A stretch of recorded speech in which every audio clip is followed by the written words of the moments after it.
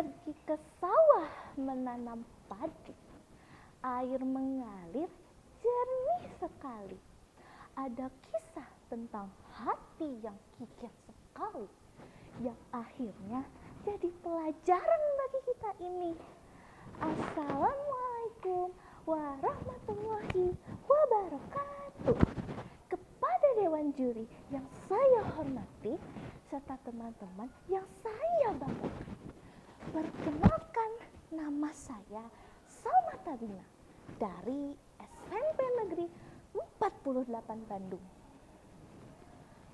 Nah, hadirin yang saya hormati, pada kesempatan kali ini saya akan menceritakan sebuah cerita rakyat dari Jawa Barat yang tak kalah menarik, yaitu Situ Bagendit.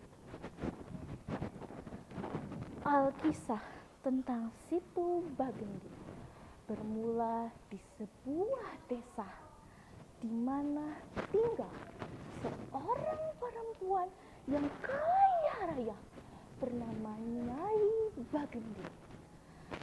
Nyai Bagendit merupakan seorang janda yang mewarisi harta kekayaan yang melimpah dari suaminya yang telah meninggal. Meskipun hidup sendirian tanpa anak, Nyai Bagendit terobsesi dengan hartanya. Nyai merasa sangat takut akan mengalami kemiskinan.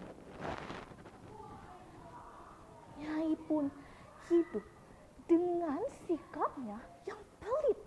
Meskipun dianggap sebagai orang terkaya di desanya, ia dianggap sebagai wanita yang sombong dan kejam. Nyai Bagendit senang memperlihatkan harta kekayaannya di hadapan warga desa yang rata-rata hidup dalam kemiskinan. Orang-orang yang meminjam pada Nyai Bagendit diberi bunga yang tinggi sebagai bunga pinjaman. Orang-orang yang tidak mampu membayar pinjaman dipaksa untuk menyerahkan harta dan rumah mereka. Saat melakukan penagihan, Nyai Bagendit seringkali menggunakan orang suruhan yang bersikap kasar. Pada suatu siang yang terik, terlihat seorang kakek berjalan membungkuk melintasi pemukiman warga yang kumuh.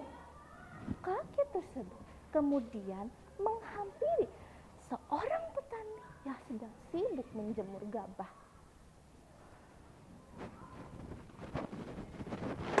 "Permisi Pak, bisa membantu kakek?" tanya kakek itu. Petani itu menghentikan pekerjaannya lalu tersenyum. "Ada apa, Kek? Bagaimana saya bisa membantu Anda?" tanya petani itu. "Bolehkah kakek tahu di mana wanita terkaya di desa itu?" Petani itu langsung menunjuk ke sebuah rumah yang megah, yang berbeda dengan rumah-rumah lain di desa. "Ada apa, Pak? Apa yang membuat Bapak mencari orang terkaya di desa?" tanya petani itu. "Kakek hanya ingin meminta sedekah untuk bisa makan," ujar kakek itu.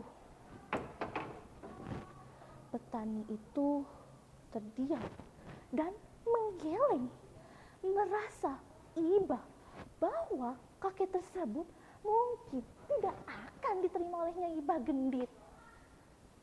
Di tempat lain, Nyai Bagendit sedang asyik menghitung permata dan emasnya di halaman rumahnya. Tiba-tiba seorang kakek tua datang meminta sedekah. Namun Nyai Bagendit malah menghardik dan membentak kakek tua tersebut dengan kasar.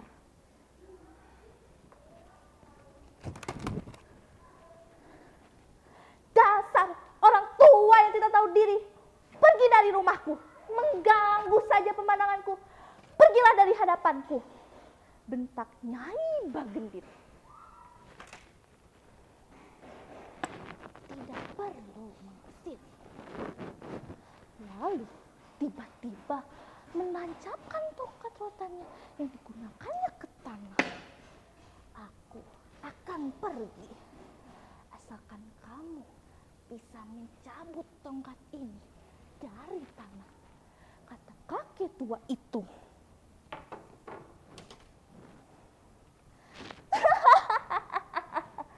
Mudah saja untuk mencabut tongkat itu. Bahkan tanpa usaha pun aku bisa melakukannya. Kata Nyai Bagendit dengan sombong. Namun kagetnya Nyai Bagendit ketika mencoba mencabut tongkat itu dengan satu tangan. Tongkat itu bergeming dan bahkan dengan dua tangan sekaligus Nyai Bagendit tidak bisa mencabutnya. Nyai Bagendit memanggil semua orang suruhan dan pelayannya untuk mencabut tongkat tersebut. Tetapi tidak ada yang berhasil.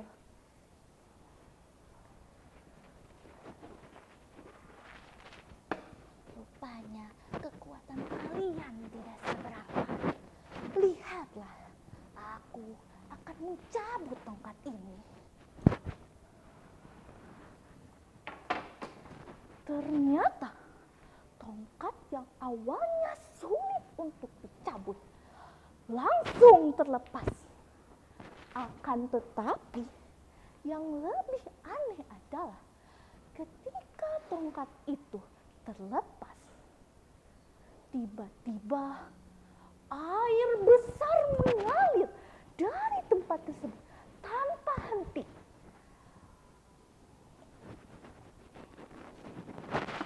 Nyai Bagendit, ini adalah akhir dari hukumanmu.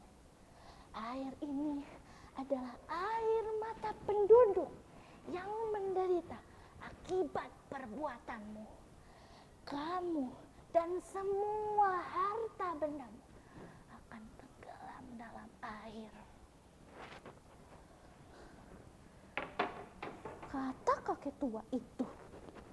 Setelah mengucapkan itu, kakek tersebut tiba-tiba menghilang. Nyai Bagendit yang melihat air meluap sederas itu berusaha untuk menyelamatkan hartanya.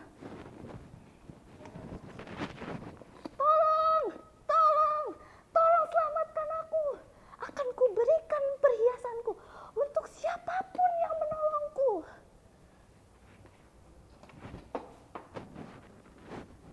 Namun, air bah lebih cepat menenggelamkannya beserta seluruh hartanya dan orang suruhan serta pelayannya. Demikianlah akhir dari Nyai Bagendit, wanita sombong, gigih, dan kejam beserta seluruh kekayaannya. Demikianlah dongeng yang dapat saya sampaikan hari ini. Dari cerita tadi kita bisa belajar satu hal, bahwa sifat pelit dan keserakahan akan hanya membawa penyesalan, sedangkan kebaikan hati akan membawa kebahagiaan. Terima kasih atas perhatian Dewan Juri serta teman-teman semuanya. Mohon maaf apabila ada kata-kata yang kurang berkenan. Wassalamualaikum warahmatullahi wabarakatuh.